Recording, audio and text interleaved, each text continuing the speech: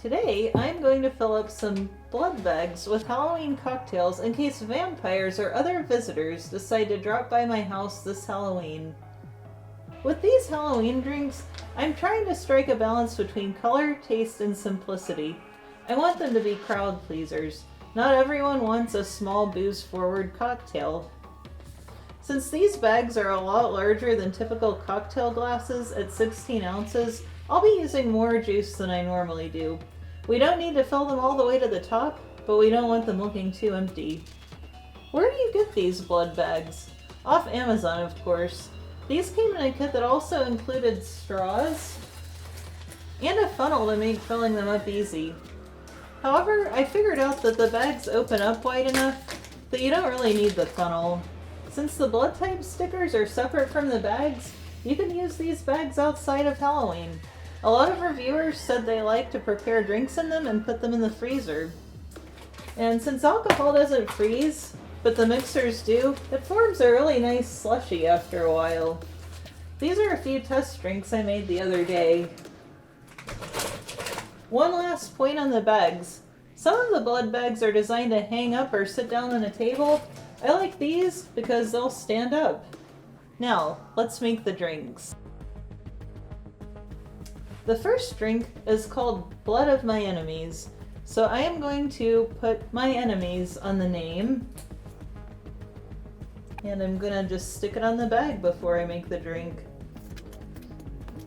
There we go. So the Blood of My Enemies has 2 ounces of Jack Daniels or a whiskey of your choice, 3/4 of an ounce of lime juice, 1/2 ounce of simple syrup. We're gonna do 2 ounces of pomegranate juice. And as I said, I'm putting a little more juice in these just because it's more of like a party punch. And this Ocean Spray Tart cherry juice, it has such a great deep red color, I'm gonna add 1 ounce of it. Okay, I'm gonna give this one a quick shake. And strain it into the bag.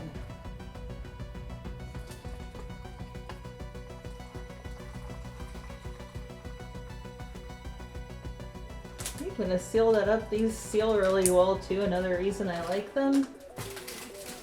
And this is one of the wrap straws they came with. You can just kind of attach it to the bag and put it in a nice little display like this. One last thing, I forgot to top off the Blood of My Enemies with a little ginger beer. You can also use Sprite or something like that if you prefer, but I really like it's almost like a Tennessee Mule with pomegranate. So top that off and then everything else is the same. So that's the Blood of My Enemies. Alright, our next drink is going to be a Blood Orange Margarita. Blood Orange Margaritas are awesome for Halloween, but here in the United States, blood oranges don't typically come into season until November, which is a little late for Halloween. So I buy this juice from a local grocery store.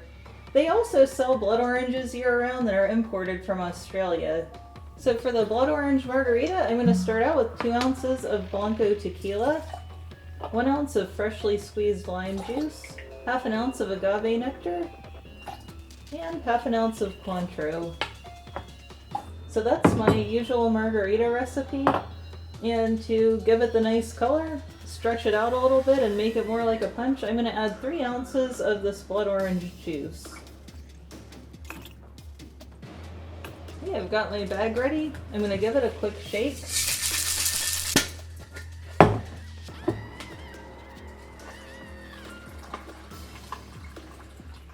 Hey, and there's our Blood Orange Margarita. This is also a good time to mention, even though it might not look quite as cold, you can even put pebble ice in these bags. The opening's big enough, it fits, and if people prefer to have a little ice with their drink, it's very easy to do. So there's our Blood Orange Margarita. For our third drink, we're going to make Reptilian Blood. Not everyone bleeds red. We want to remember our tech company overlords too. So for the Reptilian Blood, I'm going to start out with 1 ounce of white rum, 1 ounce of Midori, 1/2 ounce of blue curacao, We're going to add 1 ounce of lemon juice. And finally, about 3 ounces of pineapple juice. Get the bag ready. Let's see, Zuckerberg.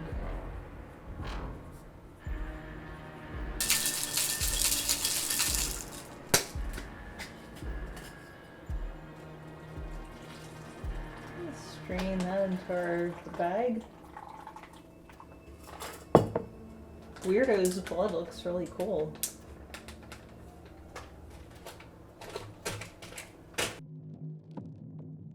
Okay, I think I'll give these a try now.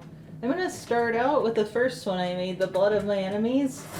Oh, and I've got this handy little straw to drink it with, so I'm just gonna take that and you can just unzip the bag. Then you've got a little kind of sippy cup.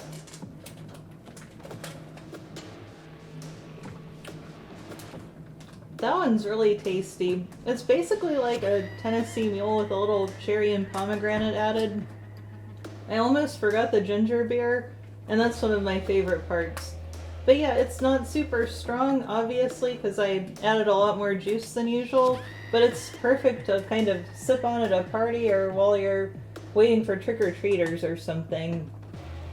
And the second one I made was the blood orange margarita.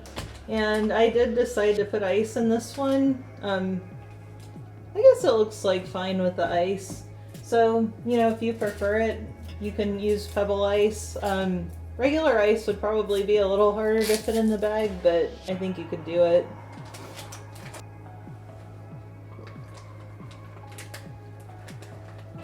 That just tastes like kind of a more light and refreshing margarita. The blood oranges work really well because they're a little more tart than a regular orange. But it's like a pretty good margarita. So what was the third one I made? The Reptilian Blood. Well, I don't know what happened to that one, but I guess the Reptilian Blood is universally enjoyed.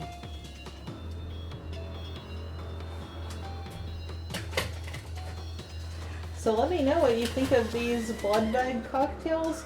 They're awesome for a party. You could put them in a little ice bucket like this and it's a pretty cool presentation.